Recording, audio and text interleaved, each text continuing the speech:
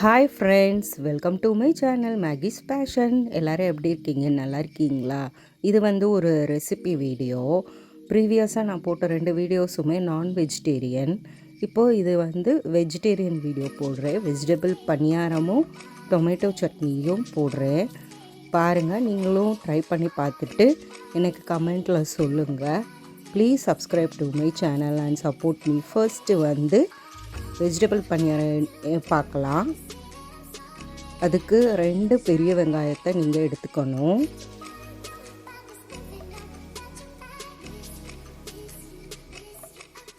அதை இந்த மாதிரி சின்ன சின்னதாக கட் பண்ணி வச்சுக்கணும். சின்ன சின்ன பீசஸாக கட் பண்ணி வச்சுக்கணும். ஷேப்பாக இருக்கணுன்ற அவசியம் கிடையாது. இந்த மாதிரி நீங்கள் கட் பண்ணி வச்சுக்கோங்க. ஏன்னா இப்படி கட் பண்ணி வச்சுக்கிட்டால் உங்களுக்கு வதக்கிறதுக்கும் ஈஸியாக இருக்கும். அதுக்கப்புறம் 200 கிராம் பட்டாணி எடுத்துக்கோங்க. அதை நல்லா அலசி இப்படி வச்சுக்கோங்க. காஞ்ச பட்டாணினா நீங்கள் ஊற போட்டு அதை லைட்டாக சுடுதண்ணியில் போட்டு வேக வச்சுட்டு பண்ணணும். இது பச்சை பட்டாணி, அப்படி தேவையில்லை. ஒரு 3 கேரட் எடுத்துக்கோங்க. அதுக்கப்புறம் கொஞ்சமாக ஒரு 100 கிராம் பீன்ஸ் எடுத்துக்கோங்க.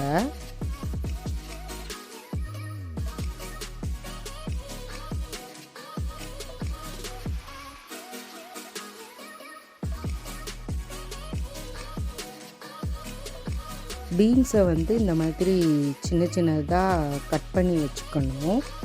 சின்ன சின்ன பீசஸாக கட் பண்ணி வச்சுக்கோங்க. கேரட்டை இந்த மாதிரி தேங்காய் இந்த மாதிரி சின்ன சின்னதாக சீவி எடுத்து வச்சுக்கோங்க.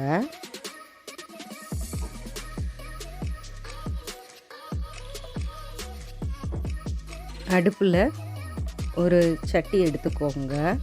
ஒரு கடாய் எடுத்துக்கோங்க.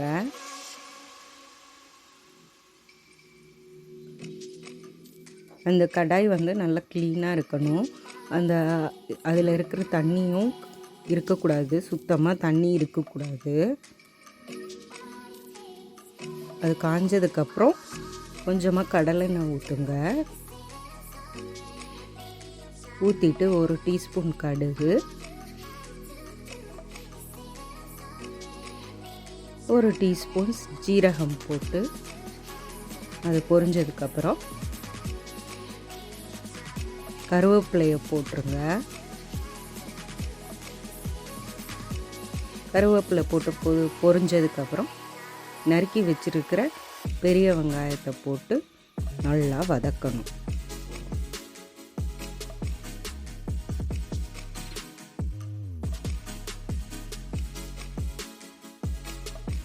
அது நல்லா பொன்னிறமாக வதக்கணும். நல்லா வதங்கிருச்சு. இந்த நேரத்தில் நீங்கள் துருவின கேரட்டை போடணும்.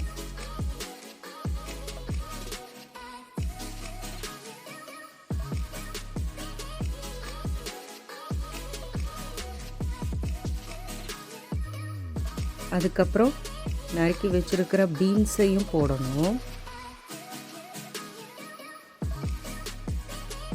அதுக்கப்புறம் பச்சை பட்டாணியையும் போடுங்க.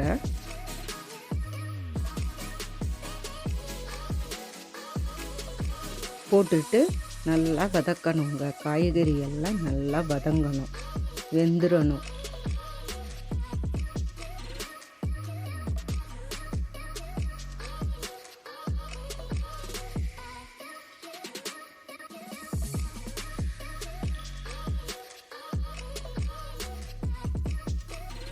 அதுக்கப்புறம் கொஞ்சம் ஒரு 2 நிமிஷம் வதக்குனதுக்கப்புறம் தேவையான அளவு உப்பு சேர்த்துக்கோங்க.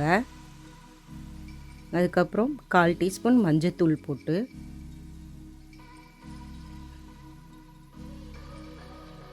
எங்கள் வீட்டில் காரம் ரொம்ப எடுத்துக்க மாட்டோம், அதனால் மிளகா சேர்க்கலை. உங்களுக்கு வேணும்னா பச்சை மிளகா சேர்த்துக்கோங்க.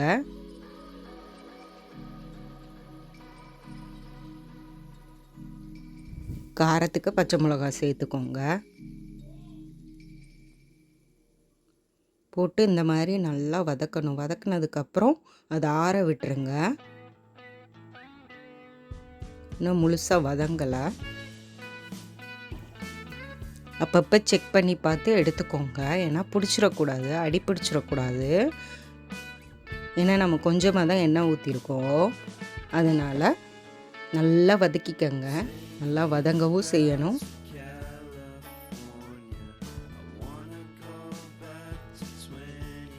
அதை ஆற விட்டுருங்க.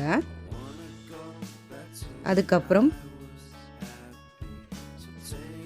பச்சரிசியும் இட்லி அரிசி உளுந்து போட்டு அரைச்ச மாவு எடுத்து வச்சுருக்கேன். 1/2 கிலோ மாவு நான் எடுத்து வச்சுருக்கேன். அதில் இந்த ஆறின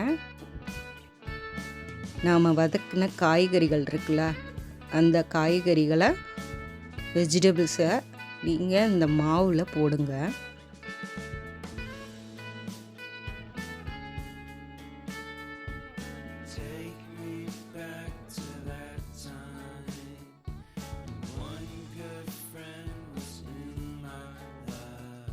போட்டு அதை எல்லாத்தையும் நீங்கள் நல்லா மிக்ஸ் பண்ணி எடுக்கணும். மாவும் அந்த வெஜிடபிள்ஸும் நல்லா மிக்ஸ் ஆகணும். நான் மாவு கெட்டியாக தான் வச்சுருக்கேன். அது கெட்டியாகவும் இருக்கக்கூடாது, ரொம்ப தண்ணியாகவும் இருக்கக்கூடாது. நம்ம மாவு அரைச்சி வச்சதுனால அது கொஞ்சம் கெட்டியாக இருக்குது. நீங்கள் வேணும்னா உங்களுக்கு தேவையான அளவுக்கு தண்ணி ஊற்றிக்கங்க. ரொம்ப கெட்டியாகவும் இருக்கக்கூடாது, தண்ணியாகவும் இருக்கக்கூடாது, மீடியமாக இருக்கணும். காட்டுங்க, இந்த மாதிரி பதத்தில் தான் இருக்கணும். காட்டுறேன் பாருங்கள்.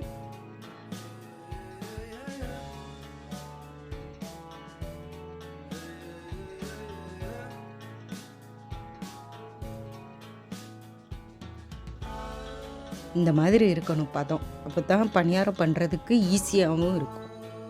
அதுக்கப்புறம் குழிப்பணியாரம் சட்டியை எடுத்து வச்சுக்கோங்க. அதை நல்லா க்ளீன் பண்ணிக்கோங்க. அதில் உள்ள தண்ணியெல்லாம் எடுத்துடணும். தண்ணி இருந்துச்சுன்னா எடுத்துடணும்.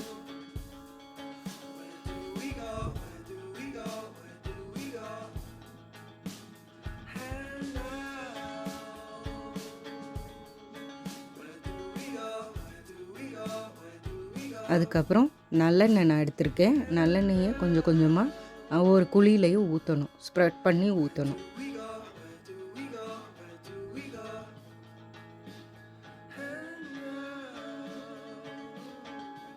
அதில் எண்ணெய் கொஞ்சம் லைட்டாக சூடானதுக்கப்புறம் நம்ம வெஜிடபிள் பணியாரத்துக்கு மிக்ஸ் பண்ணி வச்சுருக்கோம்ல, அந்த மாவை எடுத்து நீங்கள் கொஞ்சம் கொஞ்சமாக அந்த குழியில் ஊற்றணும். இந்த மாதிரி ஒரு கரண்டி இருந்தால் உங்களுக்கு ஈஸியாக இருக்கும் ஊற்றுறதுக்கு.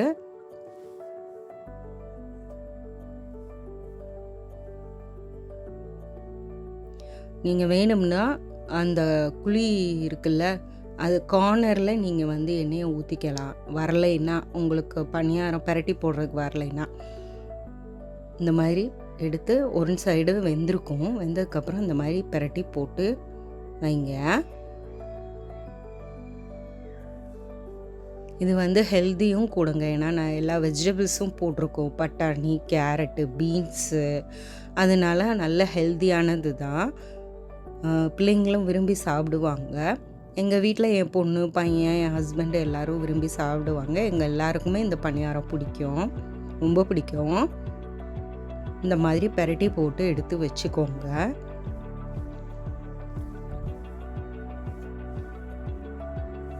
மேக்ஸிமம் நீங்கள் நான்ஸ்டிக் இல்லாமல் இரும்பு குழிப்பணியார சட்டி யூஸ் பண்ணிங்கன்னா உடம்புக்கும் நல்லதுங்க.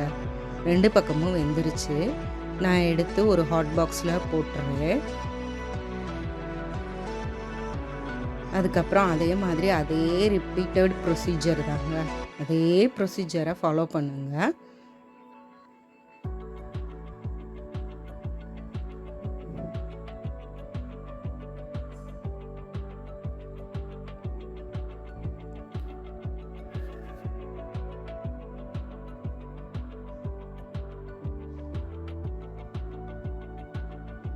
அதாவது வடைஞ்சிரும் சில சமயம். அதனால தான் கொஞ்சம் சாய்வாக போட்டுட்டு அது கொஞ்சம் லைட்டாக வெந்ததுக்கப்புறம் ஃபுல்லாக பிரட்டி போட்டுருவேன். ஏன்னா அதான் நம்மளுக்கு கொஞ்சம் ஈஸியாக இருக்கும். இல்லாட்டி ஒரு பக்கம் வெந்து ஒரு பக்கம் வேகாமல் இருக்கும். எதுக்கு இந்த சிரமம்? அதனால் தேவையில்லை. இந்த மாதிரி ஈஸியாக நம்மளுக்கு முடிஞ்சிடும். இந்த குழிப்பணியாரம் வெஜிடபிள் பணியாரத்துக்கு நீங்கள் தேங்காய் சட்னி இல்லாட்டி தக்காளி சட்னி ஊற்றிக்கலாம். நான் இதில் தக்காளி சட்னி ரெசிபி தான் போட்டிருக்கேன். குழிப்பணியாரம் சுட சுட ரெடியாக இருக்குது. சாப்பிட்றதுக்கும் எங்கள் வீட்டில் எல்லோரும் ரொம்ப ஆர்வமாக இருக்காங்க.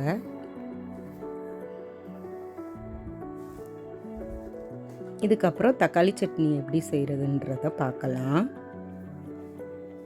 தக்காளி சட்னியும் ரொம்ப நல்லாயிருக்கும், தேங்காய் சட்னியும் நல்லாயிருக்கும். அதுக்கு நீங்கள் ஃபர்ஸ்ட்டு என்ன பண்ணணுன்னா 5 பெரிய வெங்காயத்தை எடுத்துக்கோங்க.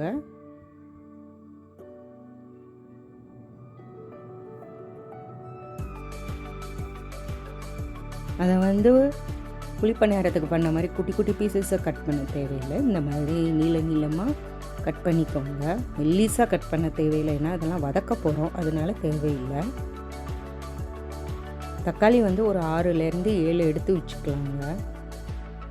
அதை இந்த மாதிரி சின்ன சின்னதாக நறுக்கி எடுத்து வச்சுக்கோங்க. சின்ன சின்னதாகவும் நறுக்கலாம், இல்லை 4ஆக நறுக்கியும் போடலாம். ஆனால் நடுவில் உள்ளதை எடுத்து தூர போட்டுருங்க. இதே மாதிரி ஒரு சட்டியில் ஒரு கடாயில்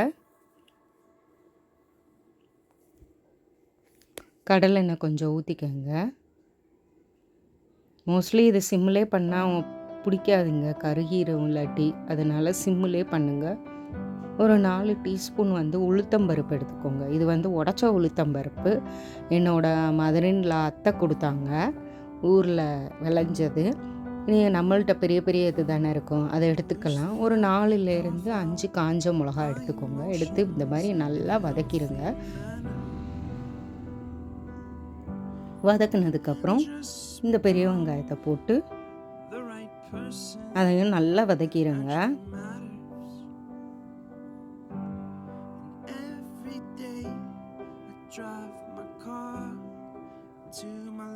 மோஸ்ட்லி நீங்கள் சிம்மிலே வச்சு வதக்குனீங்கன்னா தாங்க ரொம்ப நல்லது.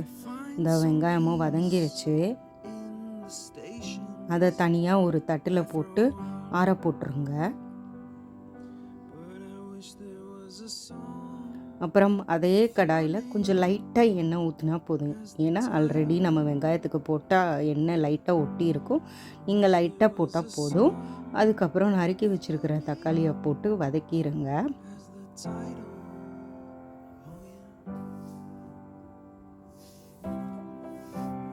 அப்பப்போ இந்த மாதிரி மூடி வச்சு சிம்மில் வச்சு வதக்குங்க. பிடிக்காமல் இருக்கிறதுக்கு அப்பப்போ எடுத்து பார்த்துக்கோங்க. ரெண்டையும் சேர்த்தும் வதக்கலாங்க. ஆனால் நீங்கள் தனித்தனியாக வெங்காயம் தனியாக தக்காளி தனியாக வதக்குனீங்கன்னா உங்களுக்கு டேஸ்ட்டு நல்லாயிருக்கும். நீங்கள் ட்ரை பண்ணி பார்த்துட்டு எனக்கு தயவு செஞ்சு கமெண்ட்டில் சொல்லுங்கள் எப்படி இருந்துச்சுன்னு. அதுக்கப்புறம் தக்காளி ரெடி ஆயிடுச்சு. தக்காளி சட்னி ரெடி ஆயிடுச்சு. எப்படி ரெண்டையும் நீங்கள் நல்லா மிக்சியில் போட்டு அரைச்சி எடுத்துக்கோங்க. இந்த மாதிரி இருக்கும். தேவையான அளவு உப்பு போட்டு அரைச்சி எடுத்துக்கலாம். கல் உப்பு போட்டு அரைச்சி எடுத்துக்கலாம். இல்லாட்டி நீங்கள் இதில் தூள் உப்பு கூட போட்டுக்கலாம், எந்த உப்புனாலும் ஓகேங்க. அதுக்கப்புறம் தாளிக்கிற தடுக்காவை எடுத்துக்கிட்டு அதில் எண்ணெயை ஊற்றி கடலை எண்ணெயை ஊற்றி கடுகு 1 டீஸ்பூன் போட்டு கொஞ்சமாக கருவேப்பிலை போட்டு அதை அந்த தக்காளி சட்னியில் ஊற்றி மிக்ஸ் பண்ணிடுங்க. ரெண்டையும் நீங்கள் ட்ரை பண்ணி பார்த்துட்டு எனக்கு கமெண்ட்டில் சொல்லுங்கள் எப்படி இருந்துச்சுன்னு. ப்ளீஸ் சப்ஸ்கிரைப் பண்ணுங்கள். நிறைய பேர் சப்ஸ்கிரைப் பண்ணாமல் பார்க்குறீங்க. Please subscribe to my channel. Thank you. Bye.